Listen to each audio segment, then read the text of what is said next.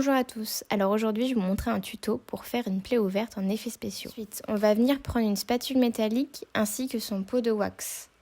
Alors tout dépend de la plaie que vous voulez, moi j'ai fait petit bout par petit bout parce que je voulais quelque chose de pas trop conséquent sachant que je vais venir travailler sur ma main. Moi je vous conseille une spatule métallique parce que c'est vrai que la wax c'est quelque chose de très dur et c'est vrai que c'est beaucoup plus simple à prélever avec une spatule métallique. Quand vous avez la quantité souhaitée, donc on va venir chauffer la wax dans nos mains et venir former un petit boudin, de la taille évidemment que vous souhaitez.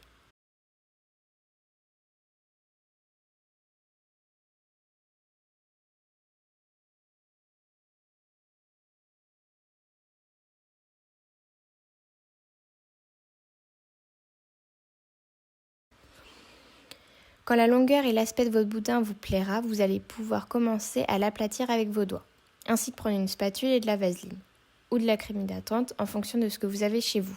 Vous allez commencer à placer votre pâte en fonction de l'endroit souhaité. Moi je sais que je préfère travailler la main. Pour ceux qui commencent juste ou qui ne sont pas très à l'aise, je vous conseille la main, c'est un endroit qui est très facile à travailler parce que c'est une partie assez dure et c'est beaucoup plus simple. Et on va pouvoir commencer à travailler. Vous allez venir disposer la pâte où vous avez envie de la travailler. Moi, je sais que je préfère largement travailler sur les mains. Pour les débutants, c'est le plus simple.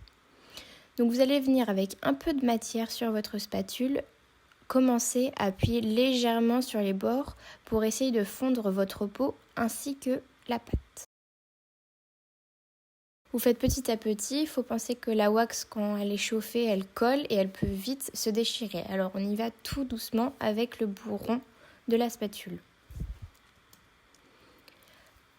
Quand on a réussi à faire les deux côtés, on va revenir avec le bout de la spatule et un peu de matière pour essayer de lisser tout ça. Donc on essaye de prendre pas mal de vaseline car on pense toujours que la wax ça colle et on veut éviter de gâcher tout ce qu'on vient de faire.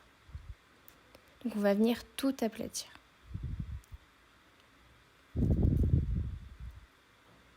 Le but, c'est qu'on vienne essayer de faire une seconde peau, qu'on ne distingue pas nos deux peaux qui sont en train de se mélanger.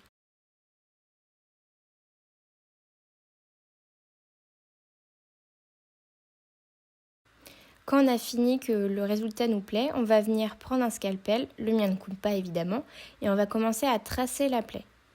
Moi je sais que je vais suivre l'arrondi de ma main. Évidemment c'est toujours le même problème, la wax bouge beaucoup, donc on y va petit à petit pour éviter de tout arracher. Ensuite on va commencer à mettre de la couleur. Donc moi je vais prendre un pinceau très fin et ainsi que des fards gras. C'est beaucoup plus simple de travailler avec les fards gras, ça glisse, c'est super. Donc moi j'ai commencé avec un espèce de rouge marronné, avec un pinceau très fin, je vais venir le mettre dans ma plaie. Ensuite, on va travailler avec le fard noir.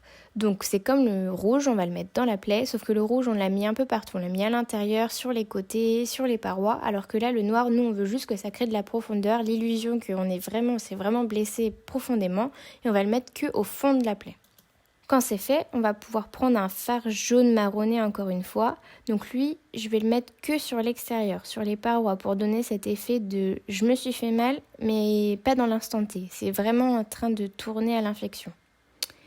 Quand tout ça c'est fait, je vais prendre une petite éponge, le plonger dans mon fard rouge et venir uniformiser le tour de ma plaie en venant tapoter dessus. Alors évidemment, je prends un peu de fard rouge pour essayer de mélanger le fard jaune avec. On n'oublie pas que le fard jaune, on n'a pas besoin de l'en remettre, on vient d'en mettre autour de notre plaie. Quand on a fait l'étape de l'éponge, on va venir prendre du faux sang. Alors moi, je préfère pour cette plaie-là prendre un faux sang liquide, qui va venir même sécher avec le temps. Donc c'est à votre bon vouloir. Moi, je sais que je mets toujours beaucoup de sang dans mes plaies, mais c'est comme vous voulez. Vous pouvez en mettre ou ne pas en mettre du tout. Là, avec les couleurs qu'on a mis auparavant, c'est pas nécessaire le faux sang.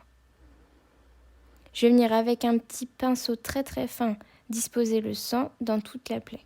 Et pour la touche finale, je vais venir prendre ma petite éponge spéciale effets spéciaux et venir la tapoter. Avec le faux sang qu'il y a dans ma plaie, ça va faire comme des petites éclaboussures.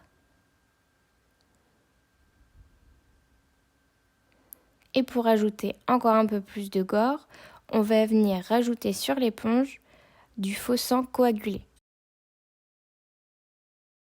Là, c'est le même effet qui est recherché. Je souhaite avoir des éclaboussures tout autour de ma plaie. Et voilà, après toutes ces étapes, voilà le résultat. Donc comme je vous ai dit, on aurait pu s'arrêter après l'étape des fards, mais c'est vous qui choisissez. Moi je sais que je préfère largement avec le faux sang, ça donne vraiment ce côté vraiment gore, mais on aurait pu s'arrêter au fard qui donne un aspect blessure un peu ancienne.